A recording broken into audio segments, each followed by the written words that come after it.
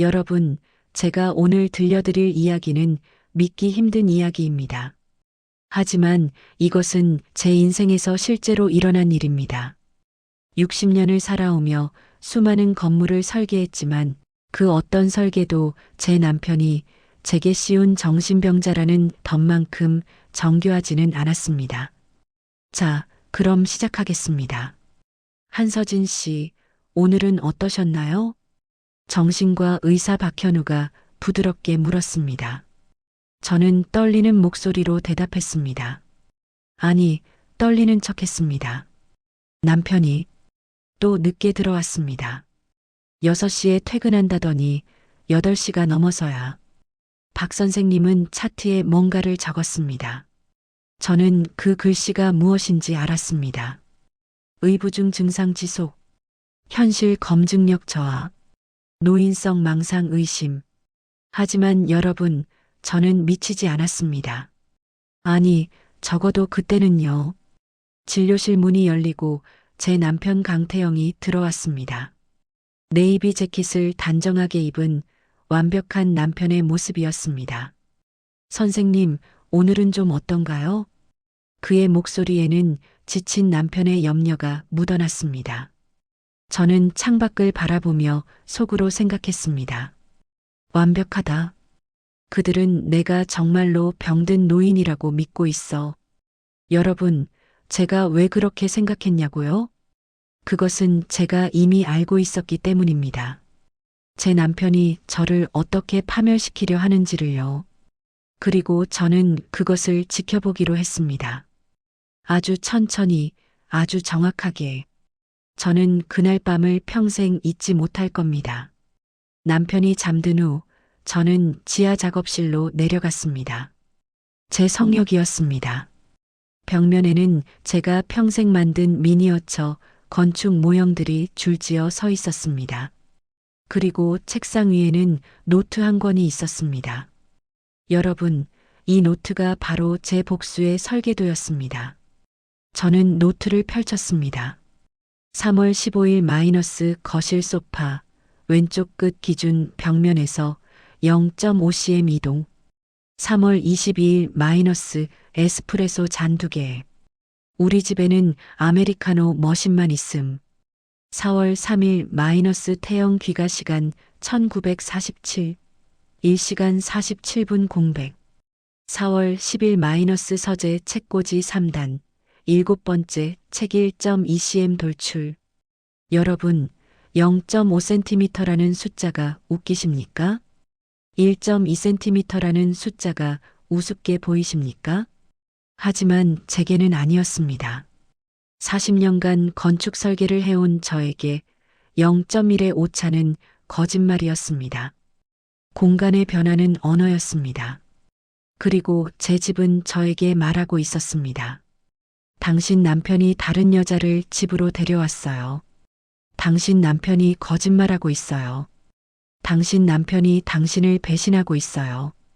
저는 작업대 위의 미니어처를 바라봤습니다. 우리 집을 120 스케일로 재현한 모형이었습니다. 거실, 안방, 서재, 주방. 모든 것이 완벽하게 재현되어 있었습니다. 그리고 저는 실제 집에서 발견한 모든 균열을, 모든 거짓말을, 모든 배신의 흔적을 이 미니어처에도 똑같이 구현했습니다. 소파의 위치 이동, 책의 각도, 침대 시트의 주름, 심지어 립스틱 자국까지. 완벽한 설계는 완벽한 관찰에서 시작되지. 저는 중얼거리며 빨간 펜을 들었습니다. 오늘의 기록을 추가할 차례였습니다. 10월 7일 마이너스 태영의 차에서 여성용 향수 냄새. 샤넬 넘버 5. 내 향수와 다름. 여러분, 이것이 바로 제 전쟁의 시작이었습니다. 하지만 그것이 끝이 아니었습니다.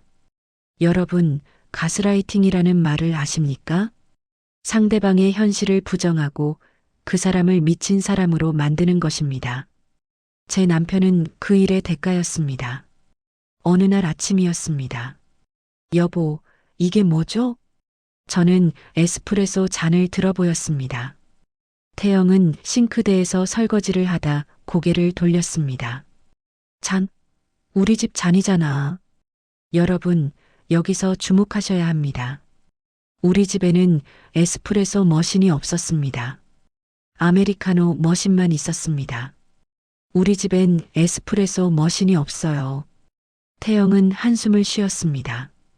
그리고 그가 한 말을 저는 평생 잊지 못할 겁니다. 여보, 그거 제가 사무실에서 가져온 거예요. 거짓말이었습니다. 그런데 왜 2개죠? 여보, 태영의 목소리가 날카로워졌습니다. 당신 또 시작하는 거예요? 박 선생님이 뭐라고 했어요? 은퇴 후 강박 증상이라고. 저는 그냥 궁금해서. 궁금한 게 아니라 집착이에요. 태영이 목소리를 높였습니다. 당신은 요즘 모든 걸 의심하잖아요.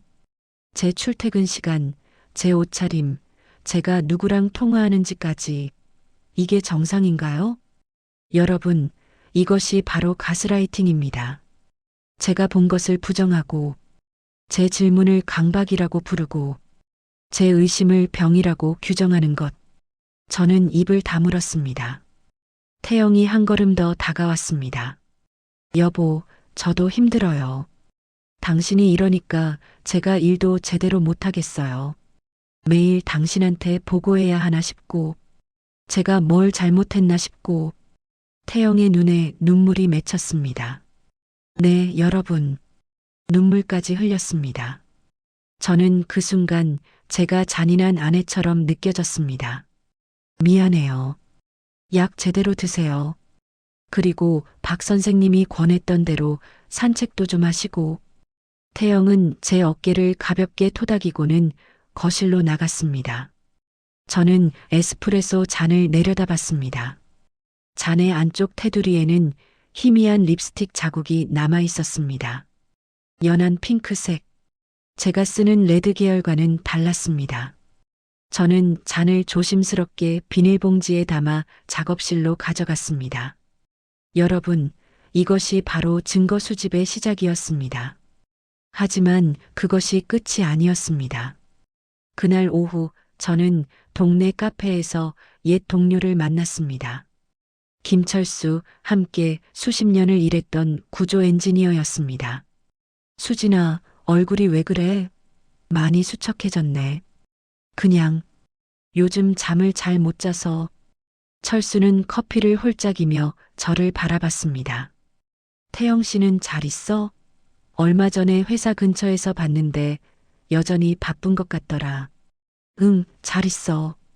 근데 말이야. 철수가 목소리를 낮췄습니다. 여러분, 이 순간을 저는 평생 잊지 못할 겁니다. 내가 이런 말 해도 되나 모르겠는데 태영 씨가 요즘 좀 이상하다고들 하더라. 제 심장이 뛰었습니다. 무슨 말이야? 아, 아니야. 그냥 동네 사람들 수다 떠는 거 들었는데. 태영 씨가 요즘 너 때문에 많이 힘들어한다고. 내한테 망상 같은 게 좀 있다면서? 저는 굳어졌습니다. 철수가 어색하게 웃었습니다. 미안, 괜한 말 했네. 나도 그냥 루머라고 생각해. 너가 무슨 망상이야. 40년 동안 건축 설계한 사람이. 여러분, 여기서 제가 깨달은 것이 있습니다. 제 남편은 밖에서도 저를 망상 환자로 만들고 있었습니다. 동네 사람들에게, 제 친구들에게, 심지어 제 동료들에게까지. 집으로 돌아오는 길 저는 생각했습니다. 이게 바로 완벽한 범죄구나. 나를 미친 사람으로 만들고 모두가 그렇게 믿게 만들면 내가 무슨 말을 해도 아무도 믿지 않을 거야. 하지만 여러분, 저는 이미 알고 있었습니다. 이것이 제 남편의 계획이라는 것을요. 그리고 저는 그 계획에 완벽하게 순응하기로 했습니다. 왜냐고요? 그래야 그들이 방심하니까요. 여러분, 이제부터가 진짜 이야기입니다. 밤 11시. 태영은 아직 집에 들어오지 않았습니다. 사무실은 6시에 문을 닫습니다. 5시간이 지났습니다. 저는 거실 소파에 앉아 시계를 바라봤습니다. 또, 딱, 또, 딱. 11시 23분. 현관문이 열렸습니다. 여보, 아직 안 주무셨어요? 태영은 놀란 듯 물었습니다. 저는 일부러 불안한 표정을 지었습니다. 걱정돼서 전화를 해도 안 받으시길래. 아, 미안해요. 사무실에서 중요한 프로젝트 마무리하느라 정신이 없었어요. 전화기를 회의실에 두고 작업하다 보니 늦었네요. 피곤하시죠? 죽겠어요. 태영은 구두를 벗으며 한숨을 쉬었습니다. 샤워하고 바로 잘게요. 저는 고개를 끄덕였습니다. 태영이 안방으로 들어간 후 저는 조용히 현관으로 갔습니다. 여러분, 여기서 주목하셔야 합니다. 태영의 구두, 검은색 옥스퍼드. 저는 구두의 밑창을 살펴봤습니다. 흙이 묻어 있었습니다. 여러분, 태영의 사무실은 30층 고층 빌딩에 있습니다. 주변은 전부 아스팔트입니다. 흙이 있을 곳이 없습니다. 하지만 이것은 흙이 아니었습니다. 더 정확히 말하면 화단의 흙이었습니다. 입자가 고운 조경용 배양토. 저는 작업실로 내려가 노트에 기록했습니다. 10월 12일 마이너스 태영 귀가 2323. 구두 밑창의 화단 흙. 사무실에서 5.8km 떨어진 선사공원 부근으로 추정. 저는 인터넷을 열어 선사공원을 검색했습니다. 공원 근처에는 고급 레스토랑들이 즐비했습니다.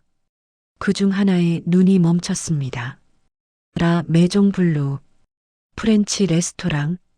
와인 페어링 코스. 저는 태영의 신용카드 내역을 떠올렸습니다. 지난달 제가 모르는 결제가 있었습니다. 라 메종 블루 38만 원. 그때 태영은 거래처 사람들과 회식이라고 했었습니다. 여러분, 38만 원짜리 회식. 둘이서 먹으면 딱 맞는 금액입니다. 저는 그날 밤을 평생 잊지 못할 겁니다. 며칠 후 저는 다시 정신과를 찾았습니다. 요즘은 어떠세요? 좀 나아진 것 같습니다. 저는 조심스럽게 말했습니다. 제가 너무 예민했던 것 같아요. 박현우 박사가 미소 지었습니다. 좋은 변화네요. 약이 효과가 있는 것 같습니다. 네. 그런데 선생님, 한 가지 여쭤봐도 될까요? 물론이죠. 만약에 제 의심이 정말로 사실이라면 어떻게 되는 건가요? 박현우의 표정이 굳어졌습니다. 한수진 씨, 우리가 이미 여러 번 이야기했지만, 아닙니다. 가정입니다. 그냥 궁금해서요. 여러분, 박 박사가 뭐라고 했는지 아십니까? 한수진 씨, 당신의 의심은 망상입니다. 남편분께서 외도를 하고 계시다는 증거는 어디에도 없어요. 제가 남편분과도 여러 번 상담했지만 남편분은 당신을 진심으로 걱정하고 계십니다. 망상이라고 했습니다. 그렇군요. 저는 고개를 숙였습니다. 완벽한 연기였습니다. 진료실을 나와 복도를 걷는데 상담실 안에서 목소리가 들렸습니다. 태영의 목소리였습니다. 그는 다른 상담실에서 박 박사와 따로 만나고 있었습니다. 저는 살짝 문틈에 귀를 기울였습니다. 여러분, 이 대화를 저는 평생 잊지 못할 겁니다. 정말 힘들어요, 선생님. 아내가 하루에도 몇 번씩 제 일정을 확인하고 제 핸드폰을 몰래 보려고 하고 많이 지치셨겠어요. 사실은요. 태영의 목소리가 잠깐 멈췄습니다. 저도 이제 한계예요. 이혼을 생각하고 있어요. 제 심장이 멈췄습니다. 하지만 지금 이혼하면 아내가 완전히 무너질 것 같아서 아직은 참고 있어요. 아내가 좀 더 안정될 때까지. 현명한 선택이십니다. 여러분, 이것이 바로 제 남편의 진짜 계획이었습니다. 저를 완전히 미친 사람으로 만든 후 이혼하고 재산을 챙기고 새 여자와 떠날 생각이었습니다. 저는 조용히 병원을 빠져나왔습니다. 차에 앉아 핸들을 꽉 쥐었습니다. 하지만 저는 울지 않았습니다. 왜냐고요? 이제 제 설계를 시작할 시간이었으니까요. 여러분, 건축에서 가장 중요한 것이 무엇인지 아십니까? 기초입니다. 그리고 저는 그날 밤 제 복수의 기초를 설계하기 시작했습니다. 작업실에서 밤을 새웠습니다. 벽면에 타임라인을 그렸습니다. 6개월간의 모든 기록을 시각화했습니다. 태영의 귀가 시간, 이상한 물건들의 출현, 그의 거짓말 패턴, 통화 내역, 신용카드 사용 내역, 모든 점들이 하나의 선으로 연결되었습니다. 그리고 저는 물었습니다. 여자는 누구일까? 저는 태영의 회사를 떠올렸습니다. 건축 컨설팅 회사였지만 태영 혼자 운영하지는 않았습니다. 몇 명의 파트너와 직원들이 있었습니다. 저는 노트북을 열어 회사 웹사이트를 확인했습니다. 최근 프로젝트 사진들이 올라와 있었습니다. 한 여자가 눈에 들어왔습니다. 이수연, 40대 초반, 인테리어 디자이너, 태영의 회사에서 주요 프로젝트를 함께 진행했습니다. 저는 이수연의 SNS를 추적했습니다. 게시물을 하나씩 살펴보다가 한 사진에서 멈췄습니다. 3주 전에 올라온 사진, 선사공원의 가을 단풍, 캡션에는 좋은 사람과 좋은 시간이라고 적혀 있었습니다. 사진 속 배경, 라 메종 블루 레스토랑 바로 앞이었습니다. 저는 확대해서 봤습니다. 사진의 테이블 위에 와인 잔이 2개 보였습니다. 그중 하나에는 연한 핑크색 립스틱 자국이 있었습니다. 여러분, 저는 그 순간을 평생 잊지 못할 겁니다. 찾았다. 퍼즐의 마지막 조각이 맞춰졌습니다. 하지만 그것이 끝이 아니었습니다. 이틀 후, 저는 일부러 심하게 의부중 증상을 보였습니다. 여보, 이 향수는 뭐야? 내 향수가 아니잖아. 저는 안방 서랍을 뒤지며 소리쳤습니다. 태영이 놀라 달려왔습니다. 여보, 그건 제 옷에서 나는 섬유유연제 냄새예요. 왜 이러세요? 거짓말. 당신에게서 여자 향수 냄새가 나. 미쳤어요? 정말? 태영은 황당하다는 표정을 지었습니다. 저는 멈추지 않았습니다. 당신 핸드폰 봐. 지금 당장. 싫어요. 왜 제가 당신한테 제 사생활을 다 보여줘야 해요? 저는 태영의 핸드폰을 잡으려 했고 우리는 몸싸움을 벌였습니다. 태영이 비명을 질렀습니다. 그만해요. 이러면 경찰 부를 거예요. 여러분, 저는 그 순간을 평생 잊지 못할 겁니다. 저는 갑자기 주저앉았습니다. 미안해. 미안해. 고개를 감싸쥐고 흐느꼈습니다. 태영은 떨리는 손으로 핸드폰을 들었습니다. 박현우 박사에게 전화를 걸었습니다. 선생님, 아내가 이상해요. 지금 완전히 통제가 안 돼요. 완벽했습니다. 그날 밤 저는 응급입원 판정을 받았습니다. 3일간의 관찰 입원이었습니다. 병원 침대에 누워 저는 천장을 바라봤습니다. 그리고 미소 지었습니다. 여러분, 이것이 바로 제 계획이었습니다. 이제 그들은 제가 완전히 망가졌다고 믿을 것입니다. 병실 밖에서 태영이 박 박사와 이야기하는 소리가 들렸습니다. 더 이상은 못 참겠어요, 선생님. 제가 위험할 것 같아요. 알겠습니다. 퇴원 후 법적 조치도 고려해 보시는 게 좋을 것 같습니다. 이혼 해야겠죠? 남편분의 안전이 최우선입니다. 저는 눈을 감았습니다. 모든 것이 계획대로였습니다. 하지만 그것이 끝이 아니었습니다. 여러분, 이제부터가 진짜 복수의 시작입니다. 퇴원 후 저는 완전히 수능적인 사람으로 변했습니다. 약을 꼬박꼬박 먹었습니다. 태영에게 더 이상 질문하지 않았습니다. 매일 산책을 나갔습니다. 작업실에도 내려가지 않았습니다. 완벽한 환자였습니다. 여보, 요즘 많이 좋아지신 것 같아요. 태영이 조심스럽게 말했습니다. 당신이 옳았어요. 내가 너무 집착했던 것 같아요. 미안해요. 태영은 놀란 듯 했습니다. 정말 괜찮으세요? 응.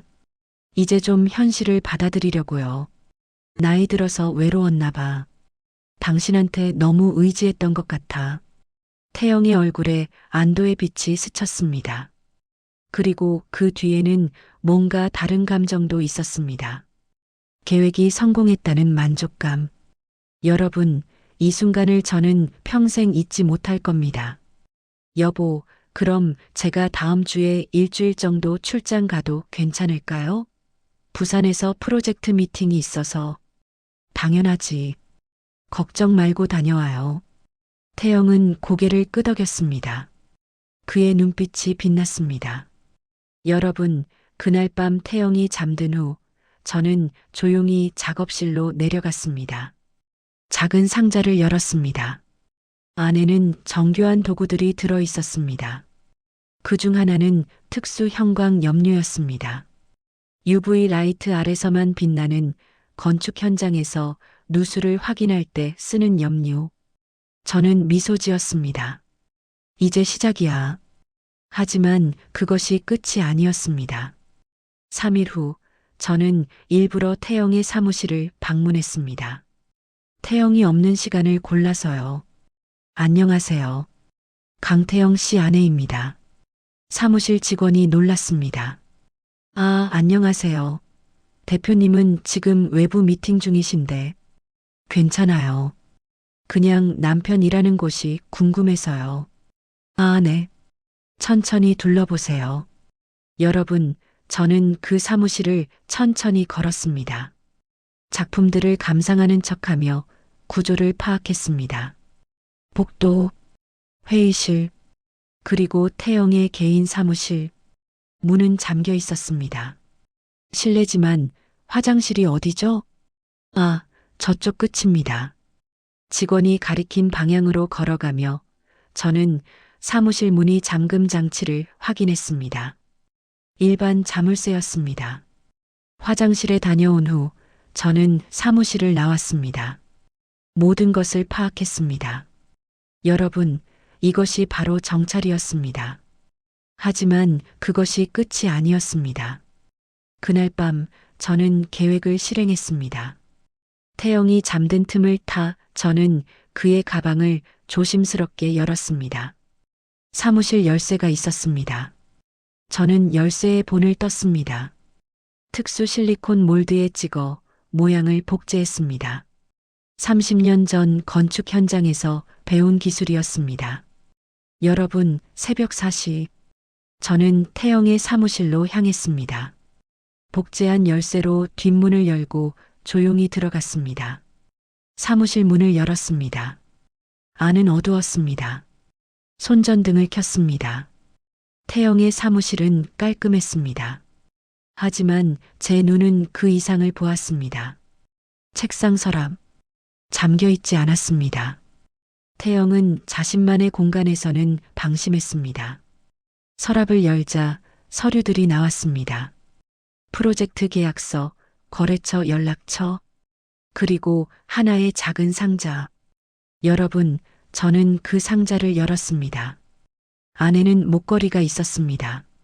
여성용 목걸이, 티파니 앤코, 하트 펜던트, 상자 안쪽에 작은 손글씨가 있었습니다. 혜진에게 평생 함께하자. 마이너스 태영. 저는 그 순간을 평생 잊지 못할 겁니다. 제 손이 떨렸습니다. 하지만 흥분 때문이 아니었습니다. 정확함의 희열이었습니다. 저는 목걸이 상자의 모서리에 특수 형광 염료를 조심스럽게 발랐습니다. 투명했고 냄새도 없었습니다. 육안으로는 절대 보이지 않았습니다. 그리고 저는 상자를 원래 자리에 놓고 서랍을 닫았습니다. 여러분, 이것이 바로 함정이었습니다. 하지만 그것이 끝이 아니었습니다. 일주일 후 태영이 부산 출장에서 돌아왔습니다. 다녀왔어. 고생했어요. 미팅 잘 됐어요? 네, 생각보다 반응이 좋았어요. 그날 밤 태영은 평소보다 긴 샤워를 했습니다. 저는 거실에서 책을 읽는 척하며 기다렸습니다. 태영이 나오자 저는 웃으며 말했습니다. 여보, 내일 우리 외식할까요? 당신 고생한 거 축하도 할 겸. 좋아요. 어디로 갈까요? 당신이 좋아하는 곳으로. 태영은 미소 지었습니다. 하지만 그 미소 뒤에는 조급함이 숨어 있었습니다. 여러분, 저는 그것을 놓치지 않았습니다. 다음 날 아침, 저는 일부러 서재를 정리하는 척 했습니다. 여보, 책장 좀 정리할게요. 먼지가 너무 쌓였네. 네, 알았어요. 태영은 거실에서 커피를 마시고 있었습니다. 저는 책을 하나씩 꺼내며 중얼거렸습니다. 이 목걸이 상자는 어디로 갔더라? 분명 여기 있었는데. 여러분, 저는 그 순간을 평생 잊지 못할 겁니다. 태영이 궁금해하며 다가왔습니다. 무슨 목걸이요? 아, 옛날에 당신이 준 티파니 목걸이 있었잖아요. 하트 펜던트. 어디 뒀더라? 태영의 얼굴이 순간 굳었습니다. 너무나 짧은 순간이었지만 저는 놓치지 않았습니다. 아, 그런 거 있었나요? 저는 기억이 안 나는데. 그래요? 이상하네. 분명히 있었는데. 저는 고개를 갸우뚱하며 책장 정리를 계속했습니다. 그날 오후 태영은 급하게 사무실로 나갔습니다.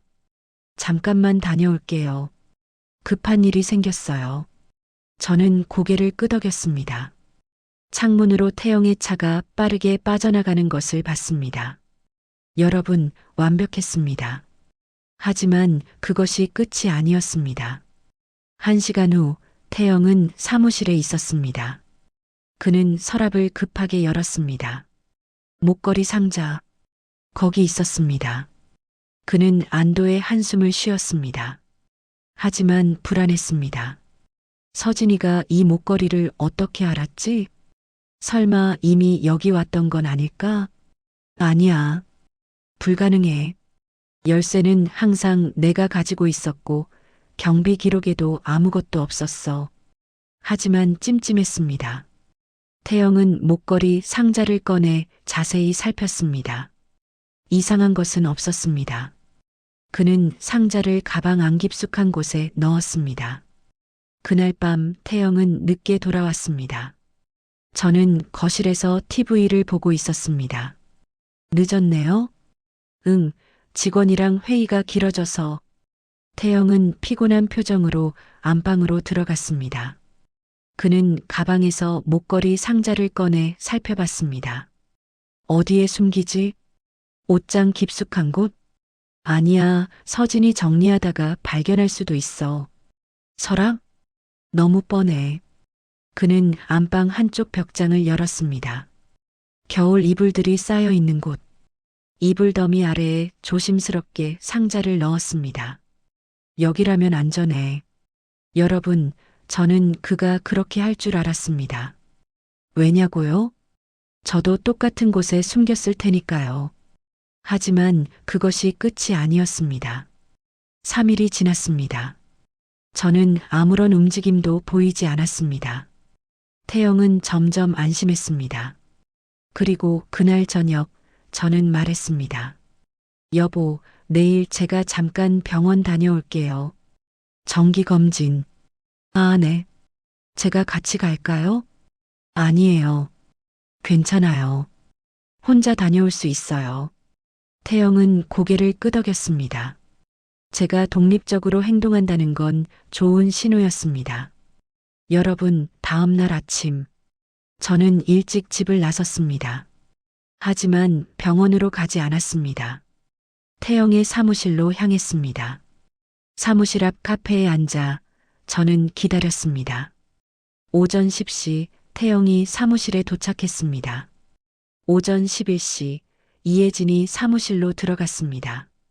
여러분, 저는 커피를 홀짝이며 지켜봤습니다. 2시간 후 이혜진이 나왔습니다. 혼자였습니다. 오후 2시 태영이 점심을 먹으러 나왔습니다. 역시 혼자였습니다. 저는 고개를 끄덕였습니다. 그들은 조심하고 있군. 하지만 충분히 봤어. 저는 집으로 돌아왔습니다. 그리고 작업실로 내려가 마지막 준비를 했습니다. 여러분, 이제부터가 진짜 끝입니다. 하지만 그것이 끝이 아니었습니다. 여러분, 일주일 후입니다. 저는 태영에게 말했습니다. 여보, 우리 이야기 좀 할까요? 태영이 고개를 들었습니다.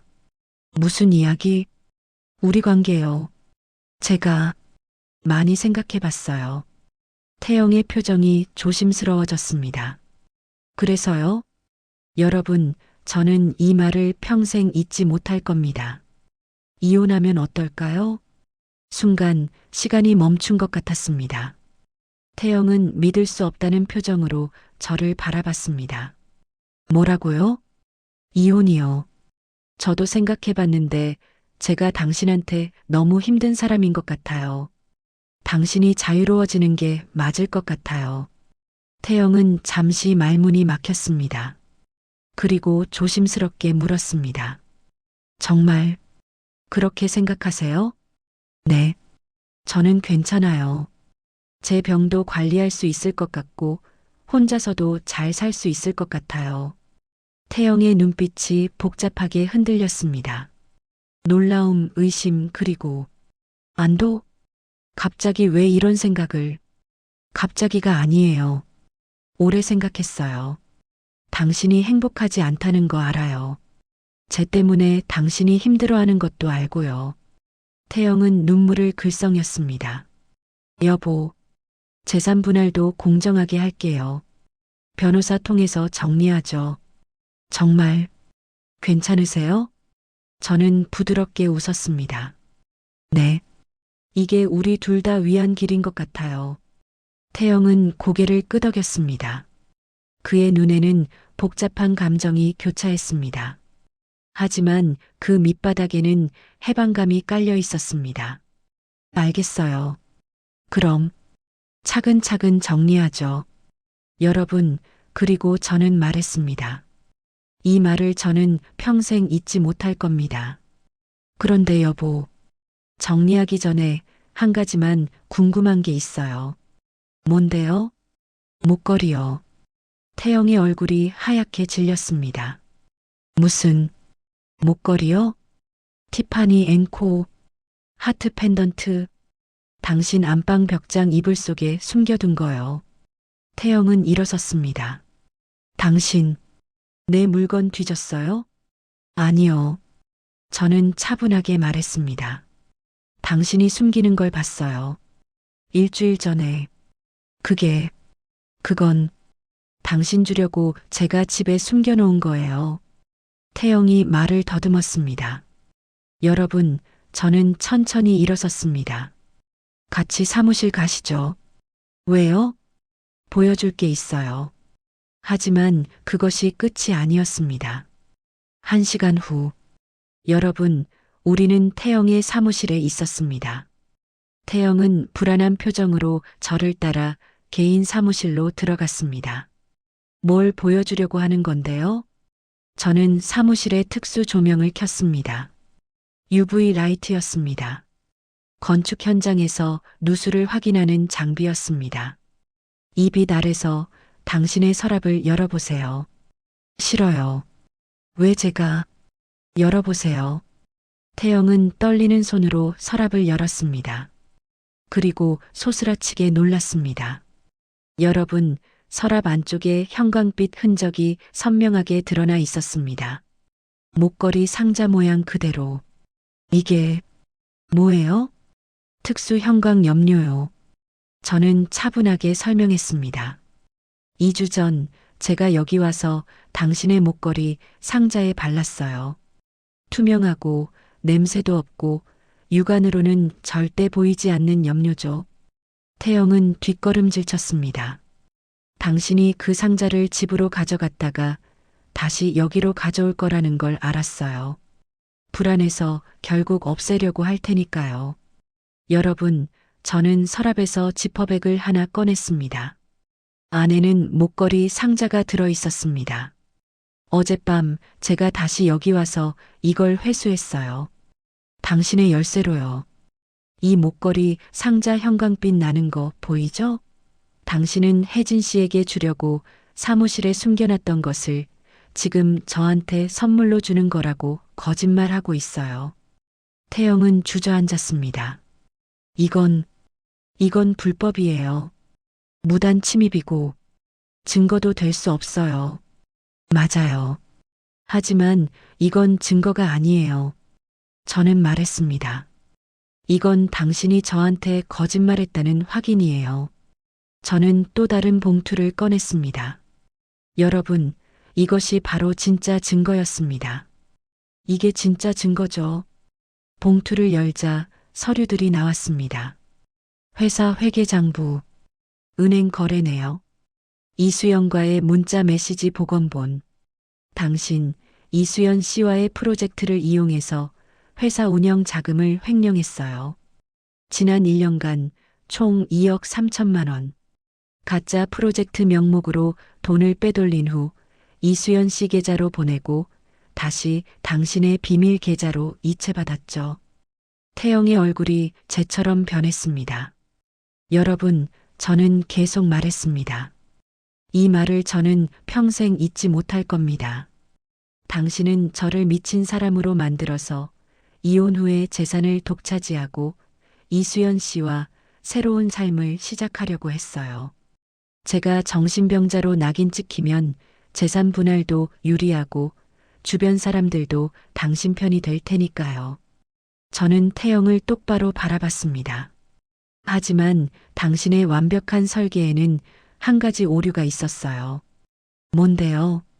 당신은 제가 정말로 망상증 환자라고 믿었다는 거죠. 저는 차갑게 웃었습니다. 여러분, 이 순간을 저는 평생 잊지 못할 겁니다. 저는 한 번도 당신을 의심한 적이 없어요. 처음부터 알고 있었어요. 당신이 외도하고 있다는 것도, 저를 가스라이팅하고 있다는 것도, 돈을 빼돌리고 있다는 것도. 그럼 왜 정신과까지 가고 입원까지 하고 당신들이 확신하도록요. 제가 완전히 무너졌다고. 그래야 당신들이 방심하고 실수를 하니까요. 저는 UV 라이트를 껐습니다. 다시 일반 조명만 남았습니다. 여러분, 그리고 저는 말했습니다. 당신의 완벽한 설계는 0.1의 오차도 허용하지 않는 제 설계 앞에서 부실 공사였어요. 하지만 그것이 끝이 아니었습니다. 여러분, 태영은 무너졌습니다. 무릎을 꿇고 울기 시작했습니다. 제발 용서해 주세요. 저도 몰랐어요. 처음엔 그냥 외로워서, 혜진 씨가 따뜻하게 대해줘서, 그래서 저를 미친 사람으로 만들었어요? 저도 너무 겁났어요. 이혼하면 당신이 가만히 있지 않을 것 같아서. 그래서 혜진 씨가 제안했어요. 당신을 환자로 만들면 모든 게 쉬워진다고. 저는 고개를 저었습니다. 변명은 필요 없어요. 이혼 서류는 이미 준비했어요. 여기 사인하세요. 저는 서류를 내밀었습니다. 태영은 떨리는 손으로 받아들었습니다. 재산 분할은 어떻게 5대5로 하죠. 공정하게. 대신 조건이 있어요. 뭔데요? 여러분, 저는 말했습니다. 횡령한 돈 전부 회사 투자자들에게 돌려주세요. 그리고 이혜진 씨와의 관계도 정리하세요. 만약 이 조건을 안 지키면 저는 서류 봉투를 들어보였습니다. 이 증거들이 전부 검찰로 가요. 태영은 고개를 끄덕였습니다. 눈물이 서류 위에 떨어졌습니다. 정말 미안해요. 저도 미안해요. 저는 말했습니다. 당신을 사랑했었는데 그걸 지키지 못해서요. 저는 돌아서서 사무실을 나갔습니다. 여러분, 이것이 바로 제 복수의 끝이었습니다. 하지만 그것이 끝이 아니었습니다. 여러분, 6개월 후입니다. 저는 강원도 산골에 작은 집을 짓고 있었습니다. 직접 설계한 집이었습니다. 크지 않았습니다. 딱 한 사람이 살기에 적당한 크기였습니다. 집 한쪽에는 작업실을 만들었습니다. 예전보다 훨씬 큰 작업실이었습니다. 벽면에는 새로운 미니어처 모형들이 놓였습니다. 이번에는 실제 집이 아닌 상상 속의 건축물들이었습니다. 저는 더 이상 관찰하지 않았습니다. 기록하지 않았습니다. 의심하지 않았습니다. 그저 창조했습니다. 창밖으로 눈이 내리기 시작했습니다. 저는 따뜻한 차를 마시며 작업대 앞에 앉았습니다. 새로운 모형, 이번에는 작은 도서관이었습니다. 책으로 가득 찬 따뜻한 빛이 새어나오는 도서관. 저는 미소 지으며 작은 책장을 조립하기 시작했습니다. 여러분, 완벽한 설계는 무너졌지만 저는 새로운 설계를 시작했습니다. 이번에는 저 자신만을 위한 설계였습니다. 그리고 그것으로 충분했습니다. 여러분, 이것이 바로 제 이야기였습니다. 60년을 살아오며 배운 것이 있다면 복수는 차가워야 한다는 것, 그리고 새로운 시작은 언제나 가능하다는 것입니다. 저는 그날을 평생 잊지 못할 겁니다. 하지만 이제 더 이상 과거에 살지 않습니다. 감사합니다. 이 이야기가 마음에 닿았다면 구독과 좋아요 눌러주세요. 여러분의 응원은 제게 큰 힘이 됩니다.